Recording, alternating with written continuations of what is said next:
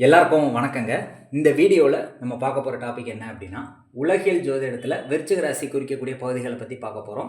Tamil Nadu, India, உலகம் அப்படின்னு சொல்லி 3 விதமாக பிரிச்சிருக்கேன்.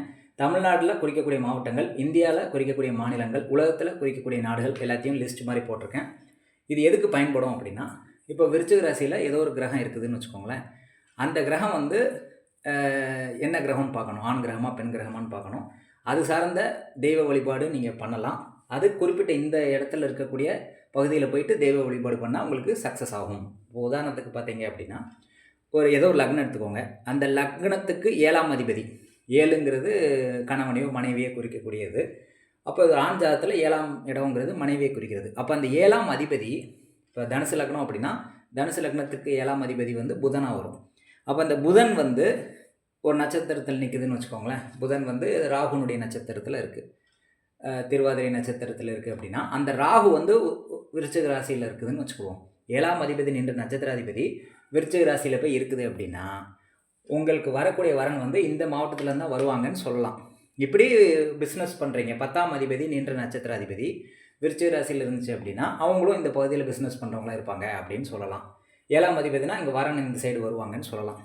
அதே மாதிரி பரிகாரம் பண்ணணும் அப்படின்னா, ஒரு தொழில் வளர்ச்சிக்கு பரிகாரம் பண்ணணும் அப்படின்னா, 10ஆம் அதிபதி நின்ற நட்சத்திர அதிபதி இந்த விருச்சிகத்தில் இருக்குது அப்படின்னா, இந்த இடத்துக்கு போயிட்டு வந்தாலே அதுவே ஒரு பரிகாரம் தான். இந்த இடத்துல பிஸ்னஸ் பண்ணாலும் அது ஒரு பரிகாரமாக நம்ம எடுத்துக்கலாம்.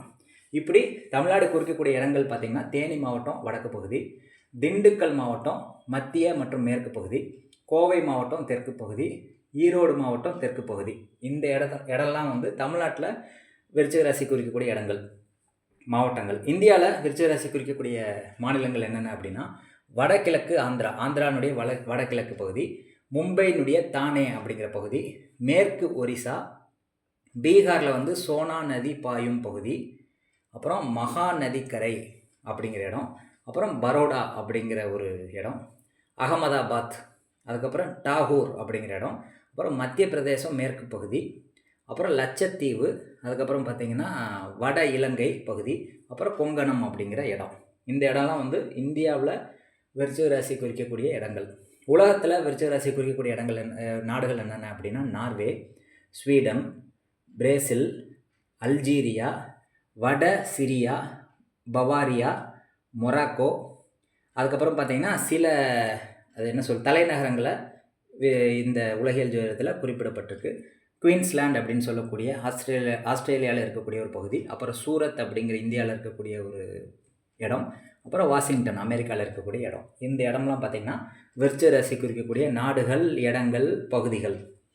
இந்த இடம்லாம் வந்து ஒரு ஜாப் பண்ணுறீங்க, பிஸ்னஸ் பண்ணுறீங்க, ஒரு வரன் பார்க்குறீங்க அப்படின்னா, அது எந்த இடத்துலேருந்து வருவாங்கன்னு சொல்லலாம். இப்போ நீங்கள் பரிகாரம் பண்ணணும் அப்படின்னா, இந்த குறிப்பிட்ட விருச்சிக ராசிக்குரிய பரிகாரம் வந்து இந்த குறிப்பிட்ட இடத்துல போய் பண்ணும்போது இந்த பரிகாரம் வந்து கண்டிப்பாக சக்ஸஸ் ஆகும். அதனால் வந்து இந்த உலகியல் ஜோதிடத்தில் இந்த பகுதி உங்களுக்கு யூஸ்ஃபுல்லாக இருக்கும்னு நான் நம்புகிறேன். நன்றி, வணக்கம்.